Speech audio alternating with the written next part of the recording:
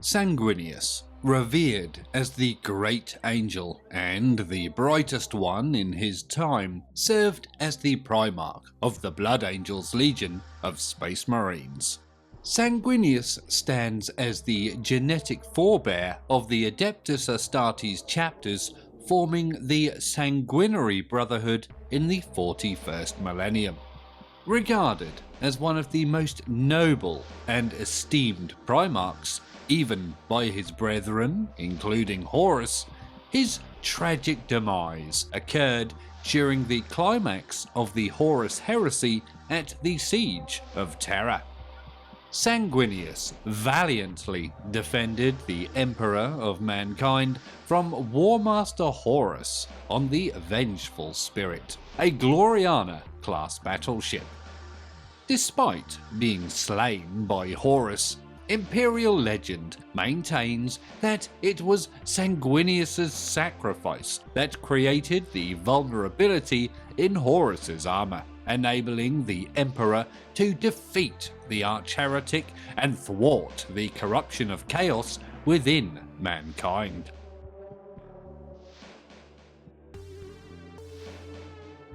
The Primarch Project stands as a pivotal chapter in the history of the Space Marine Legions.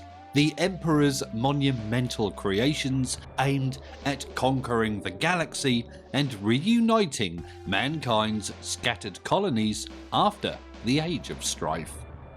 The Blood Angels, known as the 9th Legion, were among these formidable legions, unwaveringly serving both Emperor and their Primarch since their earliest days.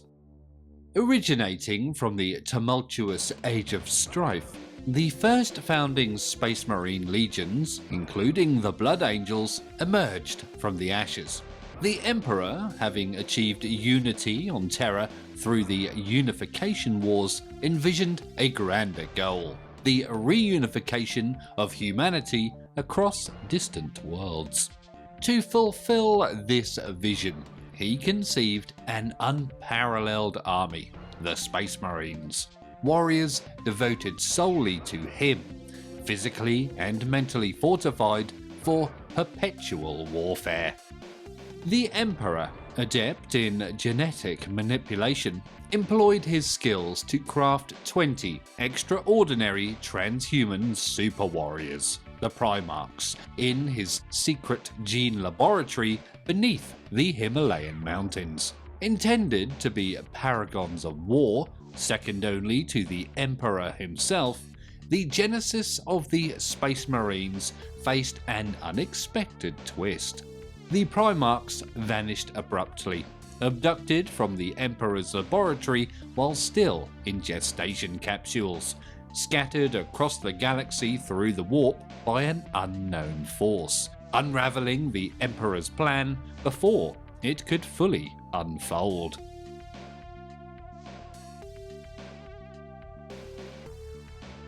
Following the Emperor's creation of the Primarchs, the ruinous powers of chaos seized the infants, transporting them through the warp. Despite the formidable psychic protections cast upon their gestating forms by the Emperor, preventing outright destruction, the Dark Gods sought to corrupt the Emperor's masterful work for their own malevolent purposes. Consequently, even the most exceptional of the Emperor's creations fell prey to corruption from the very beginning. The gestation pod carrying the infant Sanguinius found its resting place on the moon of Baal, known as Baal Secundus, specifically at the site now called Angel's Fall. Discovered by a group of human tribes known as the Folk of Pure Blood, or simply the Blood, the infant Primarch faced immediate danger due to the influence of chaos. Tiny angelic wings emerged from his back, marking the corruption. Despite being an otherwise perfect child, many considered killing him as a mutant. However, compassion prevailed and the child was spared from the grim fate initially contemplated by those who discovered him. Sanguinius embodied angelic qualities not only in his physical form, but also in his untainted soul. Blood Angel's librarians transcribed numerous parables and psalms about him, safeguarding these sacred records in the holiest shrine archives of the Blood Angels. While the details of Sanguinius's early life are lost to the passage of time, the impactful events of his childhood have become ingrained in the cultural memory of the Baalite tribes. Like his fellow Primarchs, Sanguinius matured rapidly, his wings growing in tandem. Resplendent feathers, as pure as the swan's, but as robust as the Imperial Aquila, adorned his wings. These mighty pinions allowed him to soar above the scorching desert air, evoking awe and devotion from those beneath. Under the guidance of his adoptive parents within the blood, Sanguinius swiftly mastered various skills. At a mere 3 solar weeks, he matched the size and abilities of a Terran 3-year-old. Tales speak of him defeating a giant fire scorpion fearlessly at this age. By the standard age of 1, he resembled a man in his youthful prime, navigating the radioactive wastelands without protective gear. Proficient in all forms of weaponry, he could effortlessly clear rockfalls and vanquish wild animals with a glance. As he reached maturity, his tribe flourished under his wise leadership. In a defining moment, Sanguinius single-handedly annihilated a 100-strong band of feral Baalite mutants, revealing the ferocity hidden behind his angelic facade when his comrades' lives were endangered. The blood rage that overcame him showcased the full might of a Primarch, accompanied by a radiant nimbus. As the Baalite tribes united under his leadership, Sanguinius successfully repelled the mutant infestation plaguing Baal Secundus. His mastery of physical combat and perfect leadership allowed humanity to reclaim its foothold on the poisoned world. Adored by the people, he was worshipped as a god, heralding the promise of paradise in his crimson footsteps. Yet, fate intervened shortly thereafter, altering the course of Sanguinius's extraordinary journey once more.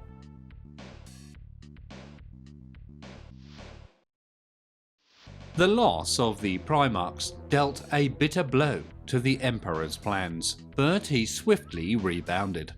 While the Primarchs themselves couldn't be replicated, the Emperor utilized their genetic records and samples to create the formidable Space Marine legions. Leading these armies, the Emperor embarked on the Great Crusade around the year 798 of the 30th millennium, determined to restore mankind to its former glory. The Great Crusade proved unstoppable as despots, aliens, and demons crumbled before the relentless advance of the Space Marine legions. Human-settled worlds, once enslaved, eagerly joined the banner of the burgeoning Imperium of Man. During this crusade, the lost Primarchs finally reunited with their gene father and Emperor, assuming their rightful roles as the leaders of the Space Marine legions. In the midst of the Great Crusade, as the Emperor sought his lost children across the galaxy, his psychic powers led him to Baal in the year 843 of the 30th millennium. Landing at the Conclave of the Blood, the Emperor joined the tens of thousands of pure-blooded warriors who gathered to hear Sanguinius's address. Amidst the tattered warriors of the Blood, the Emperor, a shining golden figure, stood with humility and divinity. Sanguinius, in a speech that stirred the very souls of his people, convinced the Emperor of his identity as one of the lost sons. Unlike some Primarchs who resisted the Emperor initially, Sanguinius immediately recognised him, possibly due to his reputed ability to foresee events. Overwhelmed with emotion, Sanguinius knelt before the Emperor, and where his tears fell, alabaster flowers blossomed in the barren soils of Baal Secundus. The Emperor acknowledged the nobility and strength of the blood, and, convinced of Sanguinius's worthiness, welcomed him as one of his own. The elite warriors under Sanguinius's command were chosen to undergo a transformative process, becoming Astartes by receiving the core of Sanguinius's genetic material, known as gene seed. Crafted by the Emperor from the Primarch's genome, this gene seed marked the birth of the 9th Legion of the Space Marines, the Blood Angels. These Astartes joined their Terran-raised counterparts in the Emperor's Great Crusade. Meanwhile, those who remained on Baal Secundus were entrusted with the vital task of defending the planet's birthright.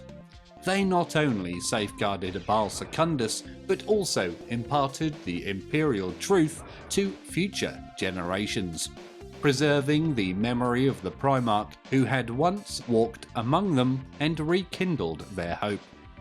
Millennia later, the Blood Angels continue to recruit their aspirants exclusively from the moons of Baal. Sanguinius, the epitome of nobility among the Primarchs, manifested an imposing physical presence. Adorned in glittering armour and enveloped in white wings, the angel exuded a confidence that dispelled any shadows of doubt. The intricate details of his artificer armour were meticulously rendered, showcasing the golden battle plates, sculpted edges, and fine etchings on the brass arts, shoulder guards, and breastplate. A heavy ornamental roundel adorned Sanguinius's chest, crafted from massive Megalodari rubies. Shaped like a heart and set on a mount of gold flames, it symbolized the burning spirit of the Blood Angels, dedicated to the worlds from which the 9th Legion drew its recruits, Terra, Baal, and its 2 moons. Draped across one shoulder was a ceremonial war cloak made from the black dappled pelt of a Carnodon, the first beast Sanguinius had slain during the pacification of Tegar Pentarus, a poignant reminder of his early battles alongside the Legion after reuniting with the Emperor.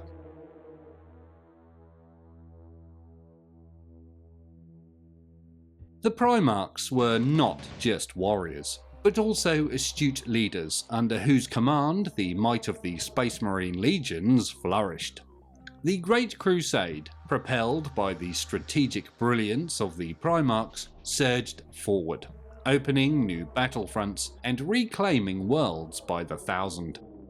Throughout this expansive campaign, the Blood Angels, led by their Primarch Sanguinius, fought at the side of the Emperor, serving as an honour guard to their beloved creator. Possessing a fiery temperament, the 9th Legion earned a fearsome reputation as shock troops, leading to a rivalry with the assault-oriented World Eaters Legion. Despite the perceived ferocity, the Blood Angels, influenced by the wisdom of Sanguinius, were never as brutal as their counterparts. Over the decades of the Great Crusade, Sanguinius formed close bonds with his fellow Primarchs, particularly Horus, Leman Russ, and Jagatai Khan. The Blood Angels also forged strong connections with the Lunar Wolves, Space Wolves, and White Scars legions respectively. Sanguinius, considered the noblest of the Primarchs, held a prominent place in the Emperor's Council, forming a unique connection that even the proud Warmaster Horus acknowledged. Horus sensed a purity of spirit in Sanguinius that he could never attain, a profound connection with their genetic father that set him apart from other Primarchs. While some of his brothers fought for the joy of battle, Sanguinius fought with a grander purpose: to secure a golden era of peace and prosperity that he envisioned following the Great Crusade. Sanguinius's dream aligned with the Emperor's vision, aspiring to unite mankind in an era of harmony. Unfortunately, the realization of this hopeful future was not destined to be. As the Great Crusade expanded, with more Primarchs being discovered, the Emperor's attention became divided, drawn in various directions to organise the burgeoning Imperium. Horus, the favoured son, often assumed overall strategic command of the Crusade, showcasing his leadership skills and earning the approval of the Space Marine legions and their leaders. A significant triumph during this era was the Ullanor Crusade, a massive imperial assault on the Orc Empire led by Overlord Erlak Uruk. The final assault on Ullanor Prime marked one of the Imperium's greatest victories, involving 100,000 Space Marines, 8 million Imperial Army troops, 100 Titans of the Legio Mortis, and 600 starships of the Imperialis Armada. Following this success, Horus was appointed Imperial Warmaster by the Emperor, gaining command authority over all Primarchs and expeditionary fleets. After the triumph of Ullanor and Horus's elevation, the Emperor withdrew to Terra to pursue the secret Imperial Webway project. This project aimed to open the Eldari Webway for human use, uniting the Imperium in unprecedented ways and safeguarding it from the warp's influence. However, the Primarchs struggled to accept the Emperor's absence, and their feelings of abandonment sowed the seeds of corruption that later fueled the Horus Heresy. The heresy unfolded as Horus succumbed to chaos after being mortally wounded on the plague moon of Davin. He plotted rebellion, aiming to overthrow the Emperor and seize the Imperial throne. Amidst the darkness of the heresy, the Blood Angels remained steadfast, unwavering at the Emperor's side.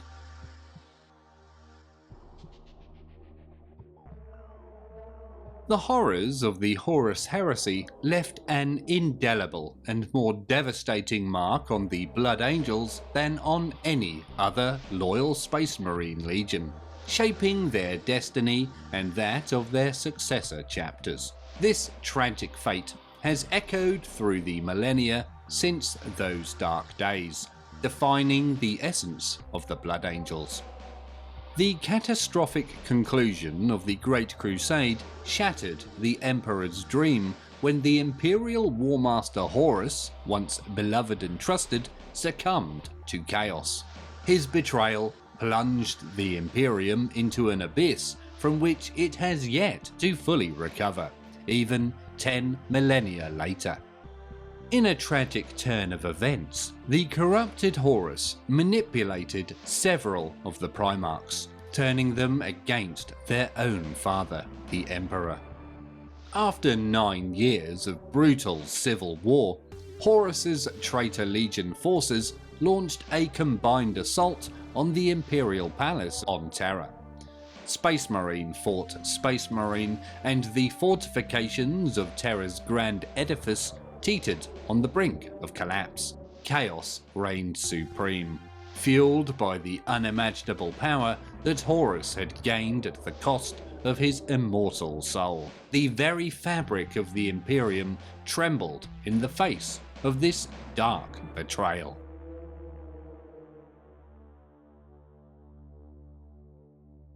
Before his fall, Horus and Sanguinius shared a close bond, fighting side by side in numerous campaigns that sparked occasional jealousy among their fellow Primarchs. However, Horus, with a dark agenda, recognised that Sanguinius would never willingly betray their father. To either convert the Blood Angels Legion or annihilate them utterly, Horus devised an audacious plan. Years prior, during a genocidal campaign on Melchior, Horus uncovered a closely guarded secret of the Blood Angels.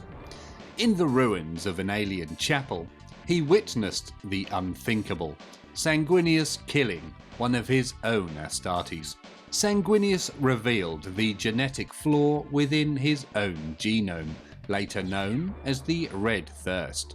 Aware of this flaw for years, Sanguinius kept it hidden from the Emperor and his fellow Primarchs, sharing the full extent only with a select few, including Azkaelon, First Captain Raldoron, and the Master Apothecary on Baal.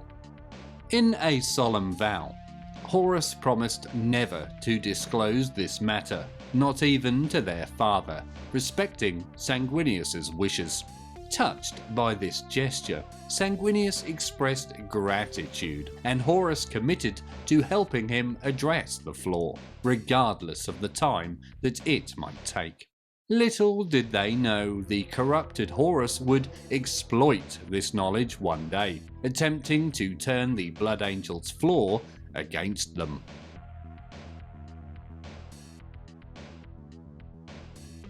Decades later, Horus ruthlessly exploited his knowledge of the Blood Angels' genetic flaw.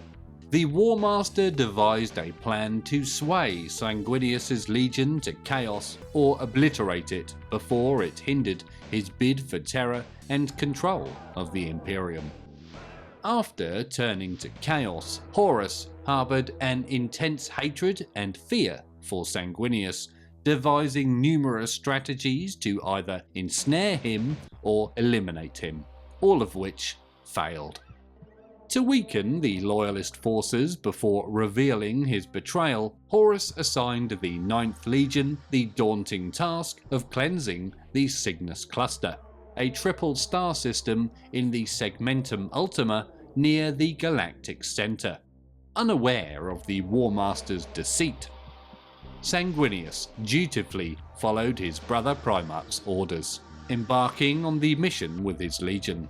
Little did they know, the Cygnus cluster had succumbed to the ruinous powers, transforming into a realm of chaos ruled by the greater demon of Slaanesh, Kyrus the Perverse.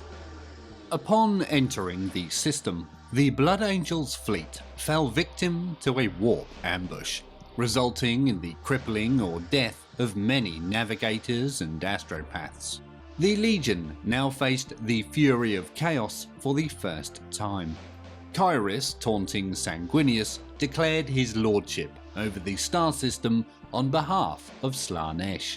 Despite the unprecedented threat, the Blood Angels prepared for a counterattack, confident in their ability to triumph.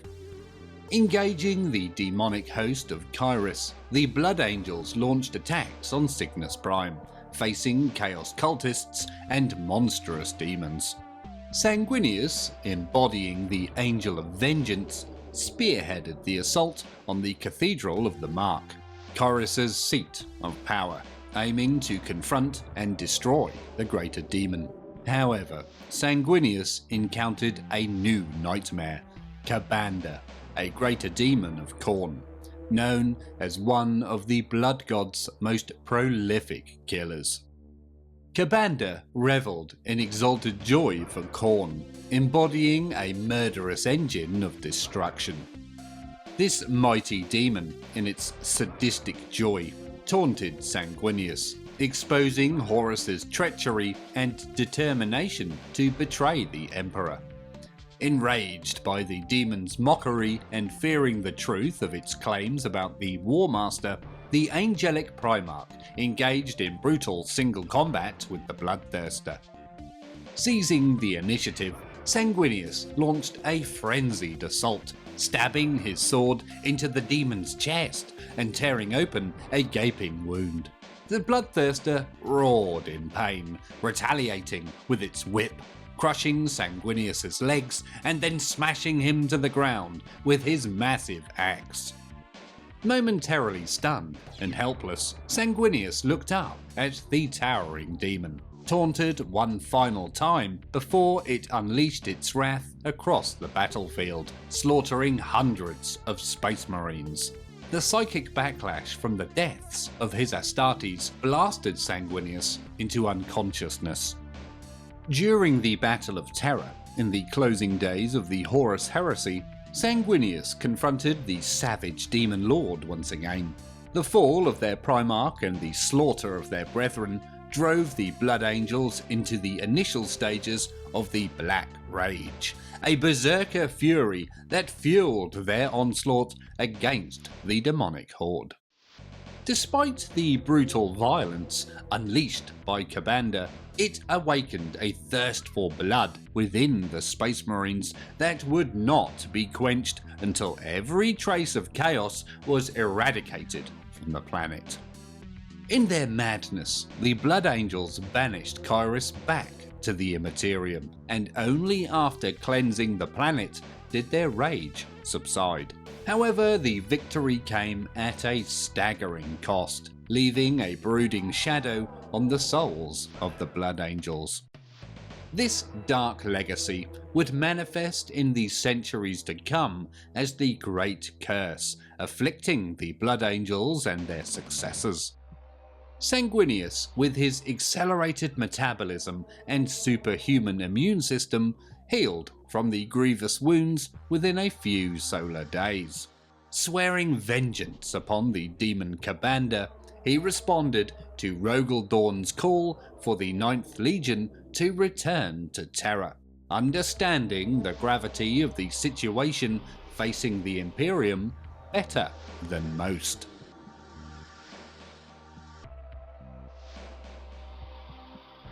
After the grueling campaign, the Blood Angels attempted a perilous warp jump toward the Throne World, navigating through the impassable ruin storm conjured by the Word-bearers during the Battle of Calth. Despite the challenges, the fleet's navigators identified a shining beacon, initially believed to be the Astronomicon. Desperation guided the 9th Legion's fleet as they followed this beacon, hoping for a safe harbour, and executed a warp translation back into real space. Upon exiting the warp, the Blood Angels discovered themselves hundreds of light years off course from their intended destination. However, this was not an accident, as Sanguinius had directed his navigators to follow the strongest telepathic signal, leading them to the distant world of Sotha and its ancient alien artifact, the Pharos. Unaware of their journey across the galaxy, the Blood Angels found themselves in the realm of Ultramar. Approached by a skirmish line of unidentified warships, the bright cobalt blue vessels hailed them, and they were welcomed by none other than Rabute Guilliman, the master of the 13th Legion. Guilliman greeted his brother Primarch Sanguinius and extended a welcome to the 500 worlds of Ultramar.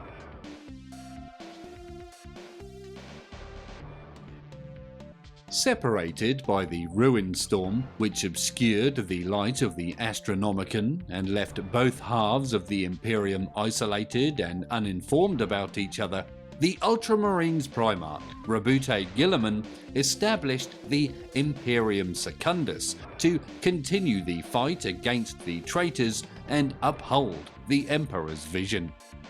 When the Blood Angels, having escaped the Cygnus cluster, arrived in Ultramar, Guilliman declared Sanguinius as the rightful heir to the Emperor and Imperator Regis of Imperium Secundus. Shortly after, the Dark Angels, guided by the Pharos, also reached the 500 worlds. Lion L. Johnson was declared the Lord Protector and Supreme Master of the military forces, holding a title equivalent to Warmaster. However, the foundation of Imperium Secundus faced challenges when the Night Lord's Primarch, Conrad Kurz, concealed within the Dark Angel's flagship, escaped and wrought chaos on Macragge. In a confrontation with Guilliman and the Lion, Kurz set a cunning trap, collapsing a chapel upon them. Their survival was only ensured by the intervention of the loyalist Iron Warrior's warsmith Barabbas Dantioch, who utilised a portal opened by the Pharos. Dantioch pulled the two Primarchs to safety on Sotha, preventing Kurz's intended mayhem.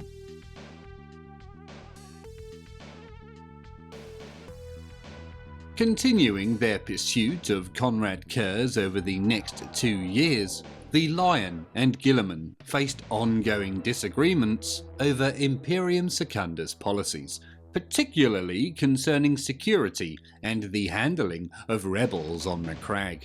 After rebels attacked an Astartes convoy, the Lion declared martial law on Macragge and sought to use orbital bombardment on the rebellious Illyrium region, suspecting it to be Kurz's hiding place. Opposition from Sanguinius and Guilliman led to the deployment of the Dreadwing to flush out Kurz and the rebels. In a confrontation in Alma Mons, the Lion finally cornered Kurz, resulting in a fierce battle. Ultimately engaging victorious, the Lion questioned Kurz about his betrayal, to which Kurz cryptically replied, "Why not?" Explaining the relentless inner turmoil, Kurz admitted to an uncontrollable force driving him.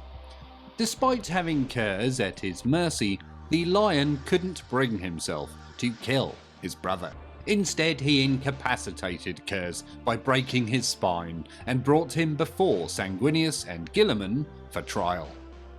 During the triumvirate trial, Conrad Kurz defended his actions, refusing to admit guilt, claiming to act according to his nature as the embodiment of terror tactics.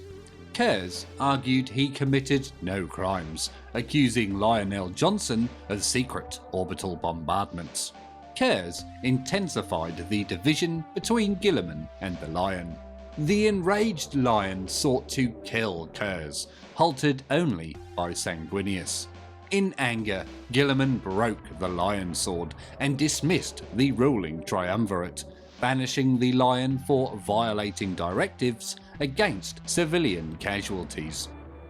Brooding aboard the Invincible Reason, the Lion questioned his regrettable decisions. Despite withdrawing from Macragge, the Lion returned with Holguin, Deathbringer, to intervene in Kurz's execution. Claiming Kurz's precognitive visions hinted at the Emperor's survival, the Lion knelt before Sanguinius and Guilliman, offering to be Kurz's jailer.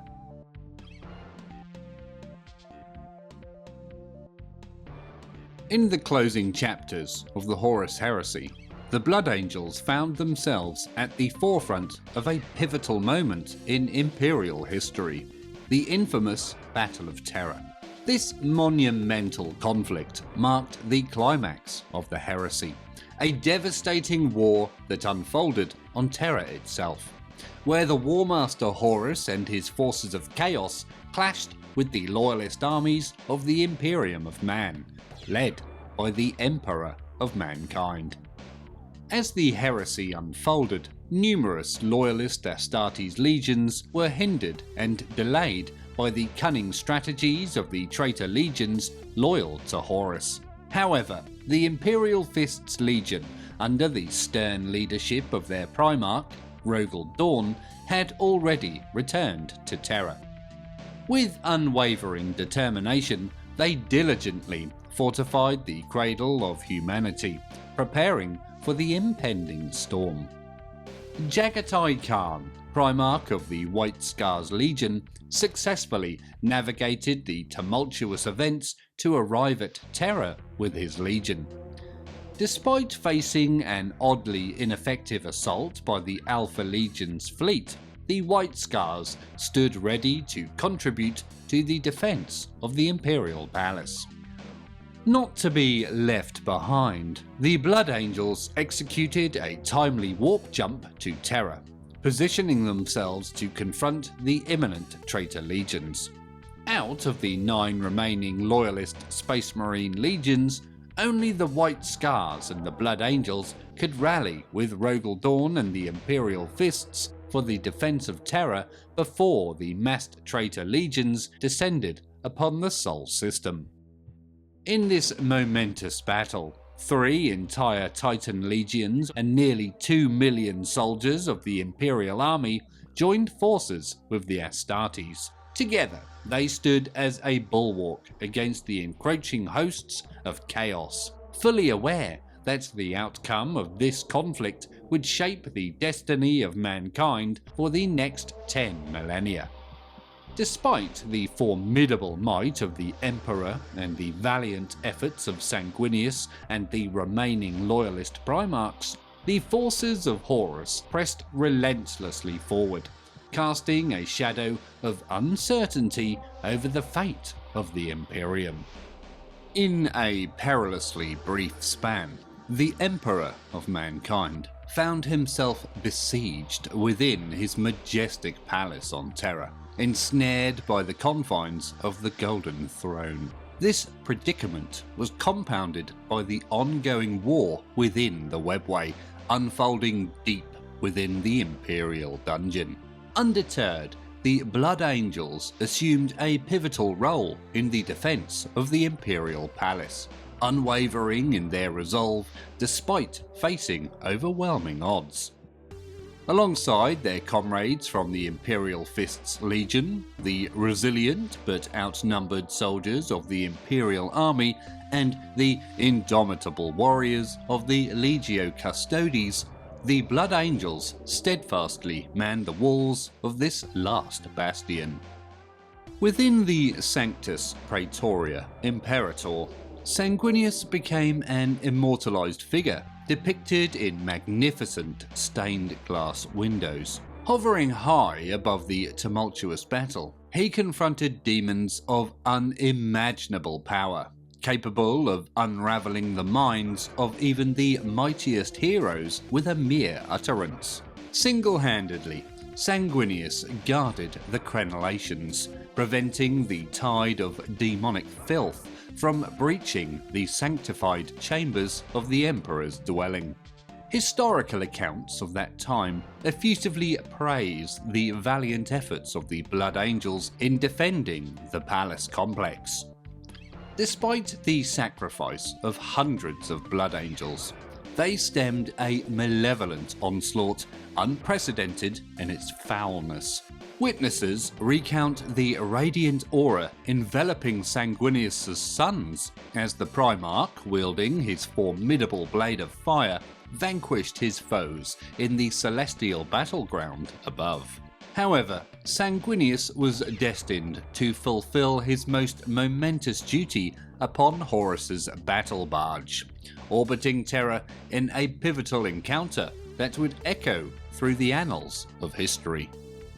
Amidst the tumultuous Battle of Terra, the malevolent bloodthirster Kabanda once again crossed blades with Sanguinius, this time atop the hallowed Eternity Gate, the threshold to the inner palace, and the sanctum housing the Emperor's throne. The greater demon's brutal strike sent the angelic Primarch sprawling upon the shattered stone. As Kabanda prepared for a lethal coup de grace, Sanguinius, drawing upon his dwindling reserves of strength and power, summoned a colossal effort. In a breathtaking display of prowess, he vaulted onto the bloodthirster, gripping its wrist and ankle, and ascended high into the air. With a resounding crack, Sanguinius snapped the demon's spine across his knee, and then flung the broken behemoth into the heart of the demonic host. Swiftly, he slammed the Eternity Gate shut, thwarting the ravening hordes and averting the fall of the palace. Despite these heroic efforts, the fate of Terra remained precarious, and the defenders faced an uphill battle. However, in the zenith of Warmaster Horus's anticipated triumph, his overconfidence proved to be his undoing. From the bridge of his colossal flagship, the Vengeful Spirit, he watched the unfolding conflict, relishing the prospect of witnessing the Emperor's defeat firsthand. His desire was to compel the Emperor to kneel before him, intending to savour the consumption of the master of mankind's soul. Yet, in a pivotal moment, word reached Horus that his audacious gamble had faltered. The Ultramarines, Dark Angels and Space Wolves were mere hours away from translating into the Sol system. As the anticipated arrival of the Ultramarines, Dark Angels and Space Wolves threatened to halt or even repel the traitor legions from the throne world, Warmaster Horus faced a pivotal decision. His final option emerged, an invitation for the Emperor to come to him. With calculated precision, Horus relaxed the psychic defences and void shields enveloping his flagship, creating an opening for the Emperor to teleport aboard. Sanguinius, Rogel Dawn, and a contingent from the Imperial Fists, Blood Angels, and Legio Custodes swiftly followed in the Emperor's wake. Endowed with the power of prescient vision, much like his father, Sanguinius had long foreseen the unfolding events. His pure soul granted him prophetic insights, and the visions he spoke of invariably manifested. It can be inferred that he was cognizant of his impending doom as he confronted the Warmaster, willingly walking into the heart of danger. The motivations behind this act, whether driven by fatalism or unwavering loyalty to the Emperor, remain a subject of theological debate among some Imperial scholars lacking faith. However, the Blood Angels steadfastly assert that Sanguinius ventured into the lion's den out of duty, fully aware of the inevitable outcome. Amidst the demon-infested corridors of the warship, Sanguinius found himself separated from the Emperor and his fellow comrades. Isolated and alone, legend has it that he was artfully brought before the treacherous Horus, who, fully ensnared by the power of all four major chaos gods, cunningly offered Sanguinius a final chance to forsake the Emperor and embrace the inevitable triumph of the traitors and chaos. Unyielding in his loyalty, the Primarch of the Blood Angels steadfastly refused. Incensed by this rejection, Horus, now consumed by malice, launched a furious assault. Despite bearing wounds from earlier conflicts and recognizing the near-certain doom that awaited him, Sanguinius immediately countered the corrupted Warmaster. Even at the zenith of his powers, Sanguinius could not hope to overcome the embodiment of chaotic might that Horus had become, especially after enduring the trials on Terra against Commander. Horus, in his boundless malice, ensured that Sanguinius's death was a torturous and malevolent spectacle, resonating not only throughout space, but also echoing through time, reaching the souls of Sanguinius's descendants. The Primarch's sacrifice is believed to have brought the Emperor the crucial time needed to confront Horus in the depths of his lair. Upon entering, the Emperor discovered the rebellious Warmaster standing over Sanguinius's shattered and bleeding corpse. The ensuing battle saw Horus defeated, although the Emperor too had suffered mortal wounds and teetered on the brink of death. While many details of this final confrontation have been lost to time, one constant remains in the recountings of millennia. The Emperor could not have triumphed over Horus without the pivotal chink in the Warmaster's armour wrought by Sanguinius's blade. Hence the Blood Angels proudly assert their gene-father as the greatest of all Primarchs. The anguish inflicted upon Sanguinius during his clash with Horus left an indelible mark, resonating within the souls and genomes of every one of his descendants.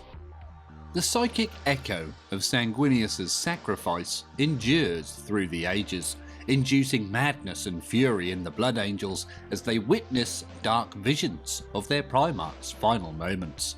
Thus the Blood Angels bear the enduring burdens of the Black Rage and the Red Thirst, a legacy that persists through the annals of time.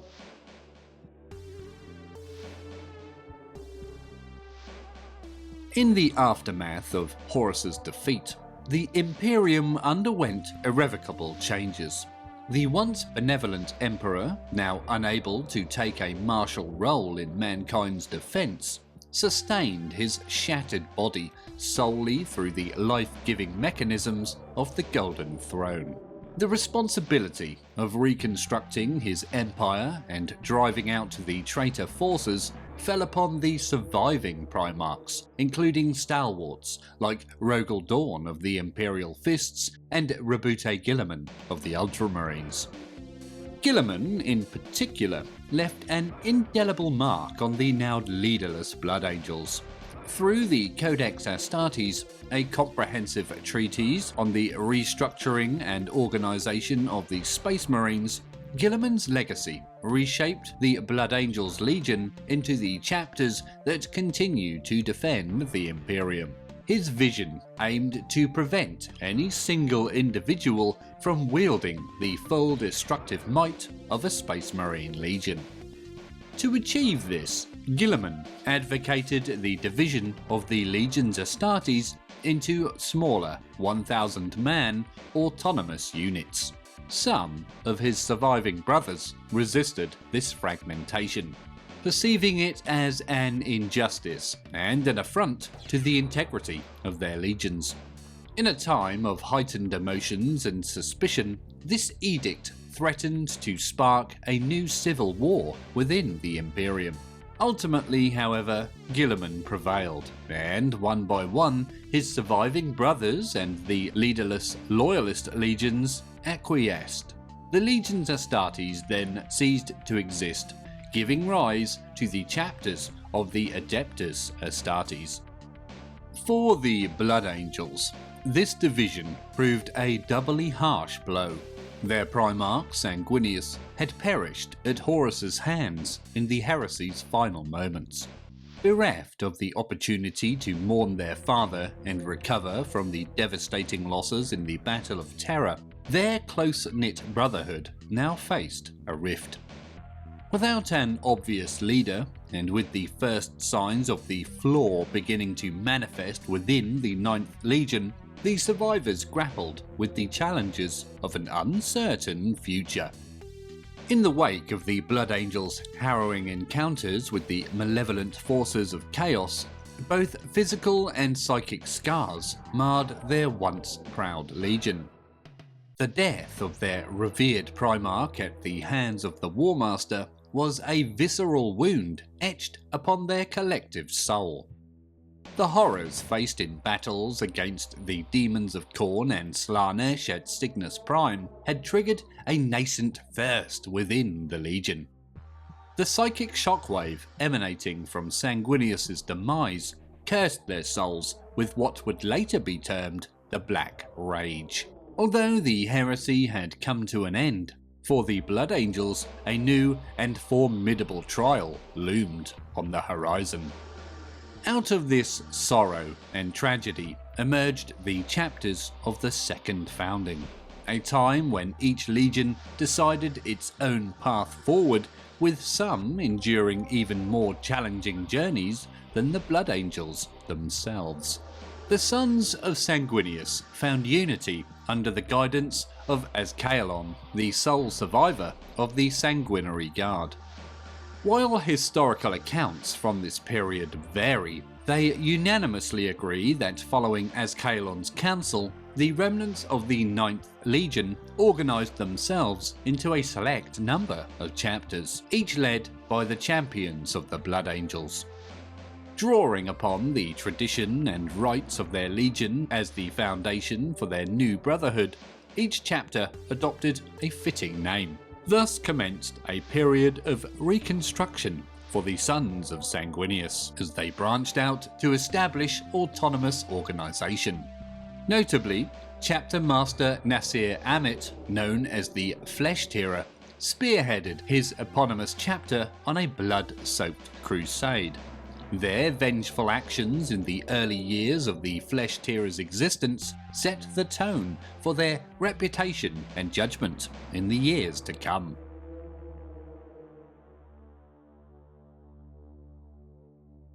Following Sanguinius's valiant sacrifice during the climactic Battle of Terra, his body was taken by Imperial forces as they withdrew from Horus's crippled flagship back to Terra.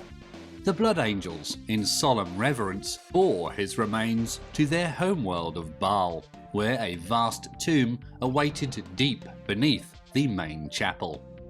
Angelic effigies adorned the doors of his tomb, a grand tribute to the fallen Primarch. Nearly 10 millennia later, Sanguinius stands as one of the most venerated loyalist Primarchs within the Imperium. The masses hold him in the highest esteem for his noble sacrifice, enabling the Emperor's victory over the arch-traitor Horus.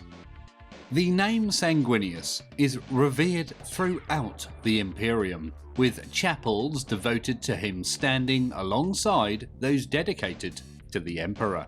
The Imperial cult observes a sacred day of celebration known as the Sanguinala, during which Imperial adepts across the galaxy wear the red badge of Sanguinius on their breasts to honour his sacrifice. Despite the passage of millennia, the Blood Angels remain among the most feared and least trusted of the Space Marine chapters. Their souls bear the haunting scars of ancient events, and their bodies are afflicted by a clandestine and insatiable thirst for blood that must remain concealed at all costs. The legacy of Sanguinius endures, casting a long shadow over the chapter's existence.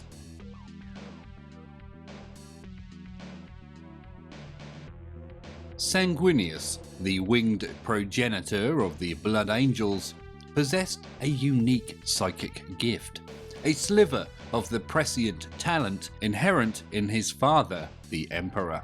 This ability allows Sanguinius glimpses into the unfolding future, presenting echoes of dark destinies and grim fates. The visions haunted his dreams and influenced his actions, often leading him to make decisions that appeared perplexing to his brothers. This foresight was not a power he could guide or manipulate at will. It came to him unreliably and beyond his control. The visions taunted him with ominous premonitions, sowed doubts about his choices, and yet to many it was considered a gift. The burden of this psychic ability was shouldered almost solely by the Primarch, as very few of his gene sons inherited such a talent. Among these scarce individuals who did, their foresight was but a mere fragment, a tiny, fleeting scrap of sight. Notably, some manifested the ability to foresee a single moment of the future with absolute clarity, the moment of their own demise. These warriors, dubbed the Forsaken within the ranks of the 9th Legion, bore a fatalistic and grim outlook. They constantly sought signs and omens pointing to their inevitable final day. The curse of foresight brought them no solace or answers. Instead, it bestowed only sorrow, pain, and doubt upon those burdened by its weight.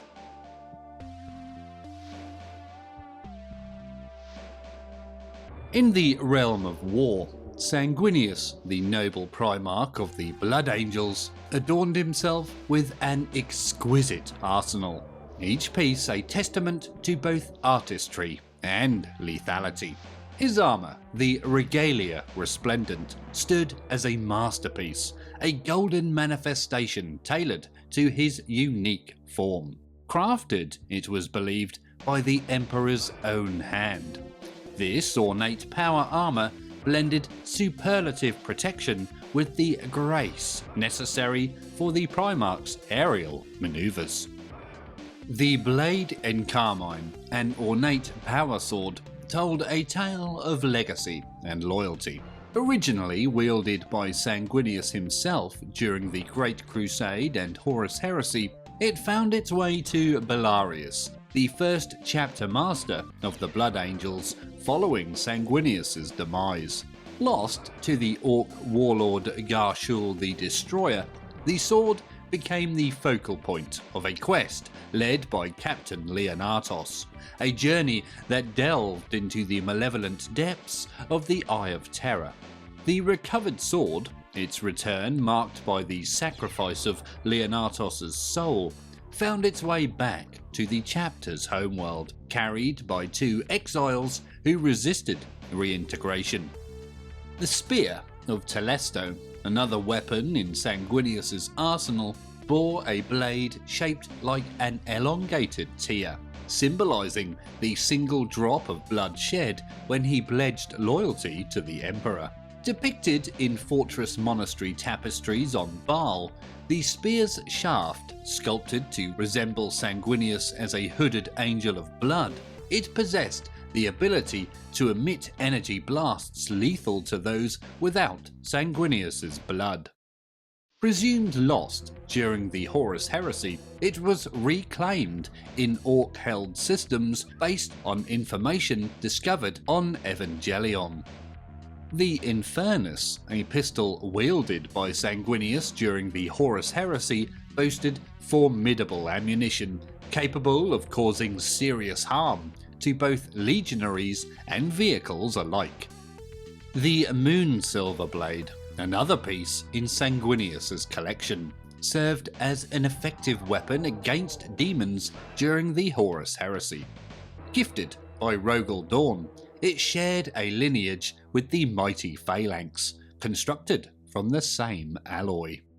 In the Symphony of War, Sanguinius' wargear stood not only as instruments of destruction, but also as relics, each with its own tale etched into the lore of the Blood Angels.